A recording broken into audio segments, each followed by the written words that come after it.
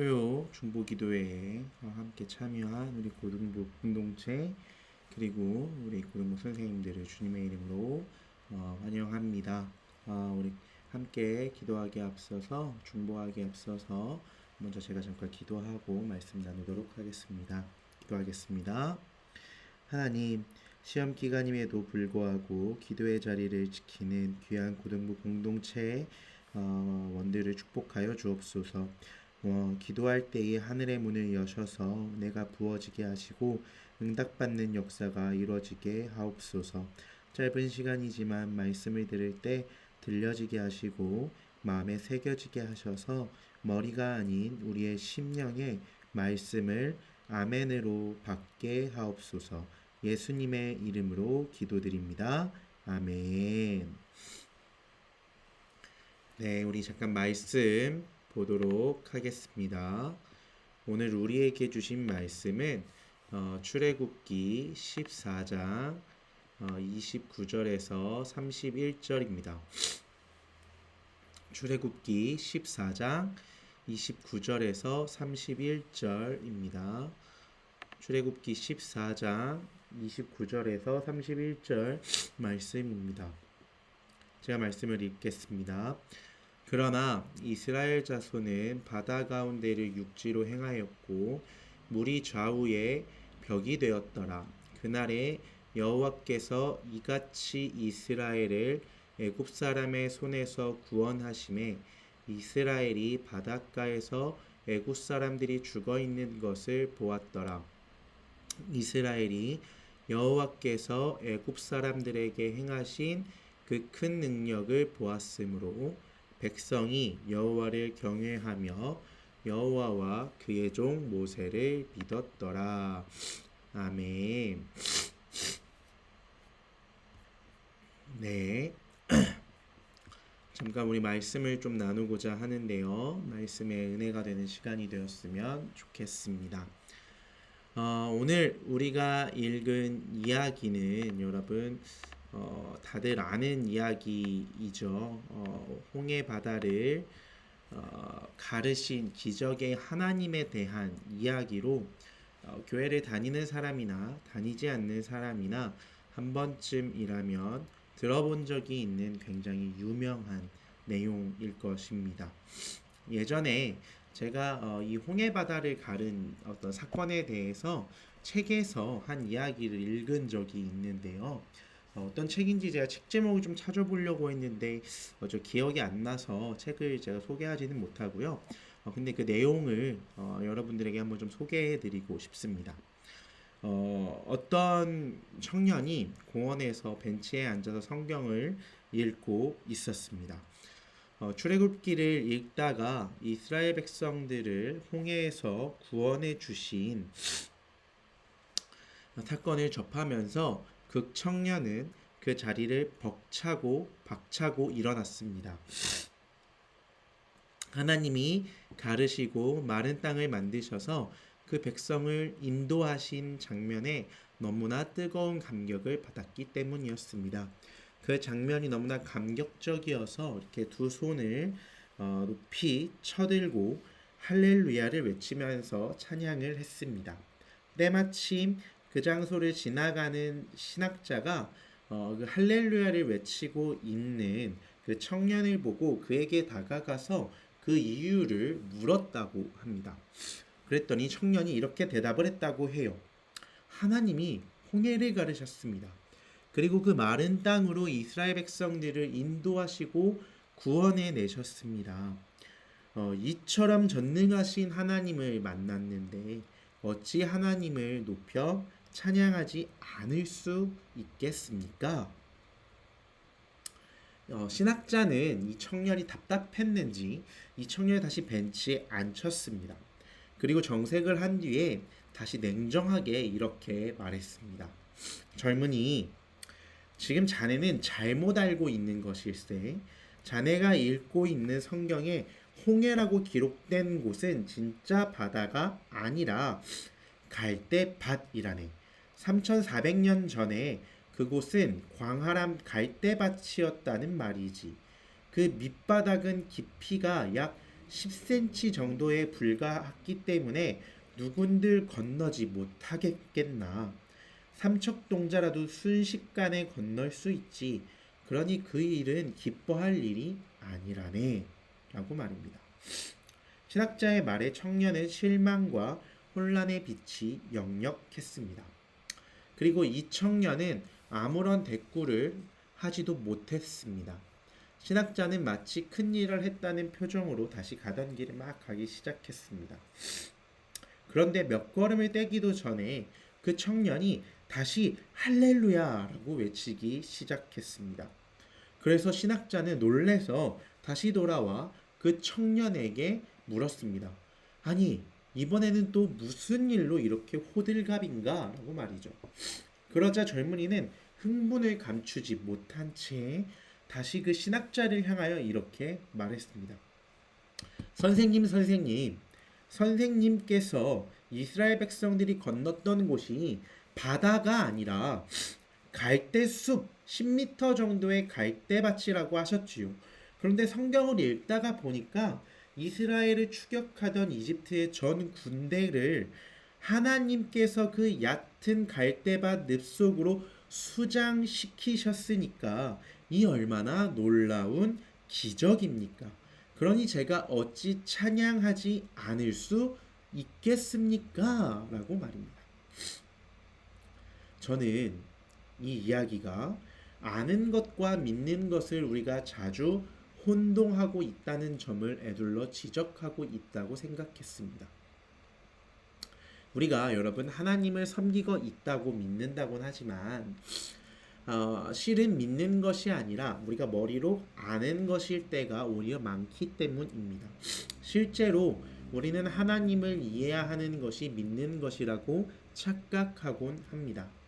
이런 오해에 빠진 이들은 이해할 수 없는 문제 앞에서 속수무책으로 무너지곤 하는 것입니다.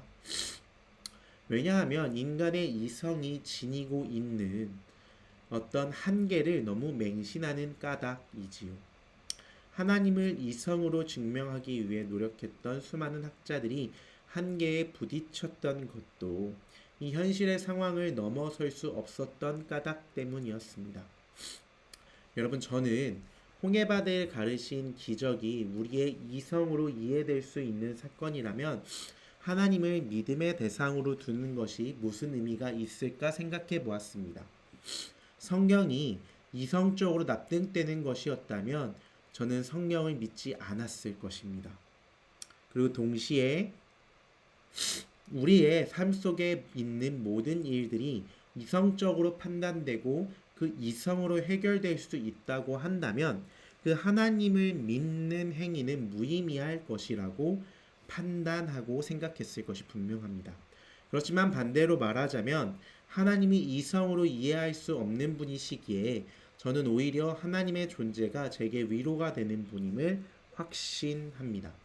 왜냐하면 그래야만 이성으로 해소되지 않고 해결되지 않는 이해할 수 없는 현실의 문제들까지 주관하시는 분이 오직 한 분이신 하나님이라는 확신 속에 한 발을 내디딜 수가 있기 때문입니다.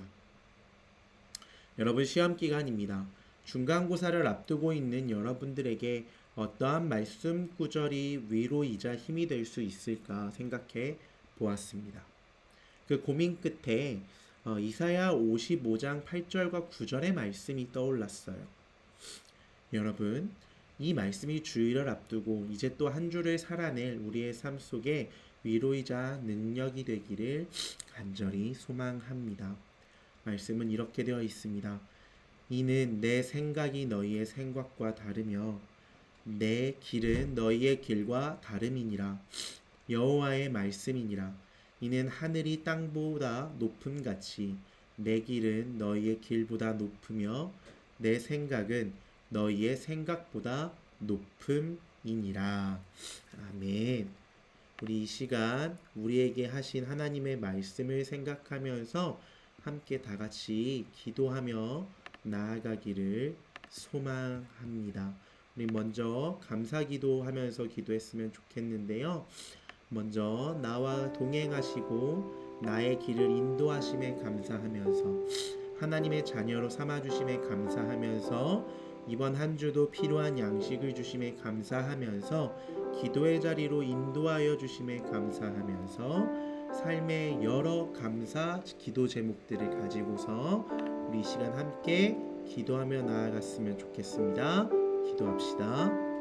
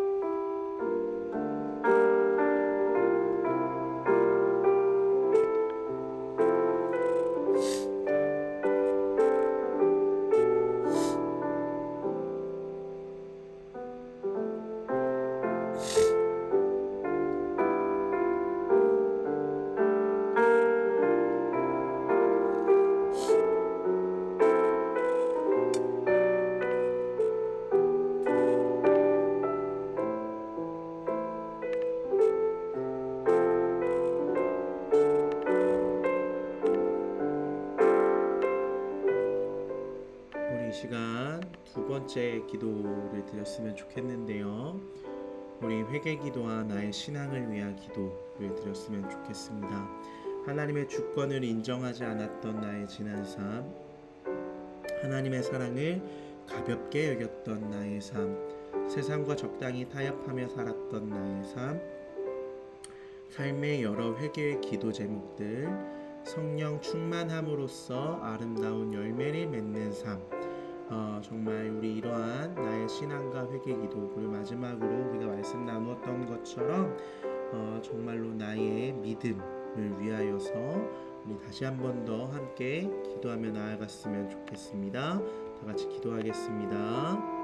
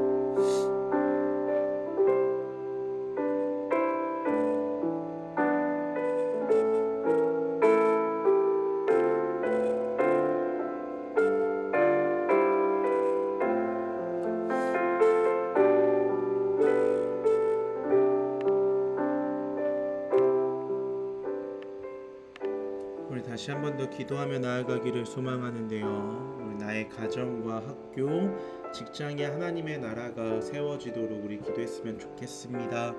우리 이제 전도 축제 특별히 이제 준비하는데요. 여러분들 정말 우리가 품고서 정말로 복음을 전도하기 위하여서 맡겨져 있는 영혼들이 분명히 있을 텐데 정말로 그 곳 가운데 하나님의 나라를 세워가는 건 너무 중요합니다. 그것들을 위해서 함께 기도해 주셨으면 좋겠고요. 두 번째로는 우리 강석교회와 우리 고등부를 위해서 기도해 주셨으면 좋겠습니다.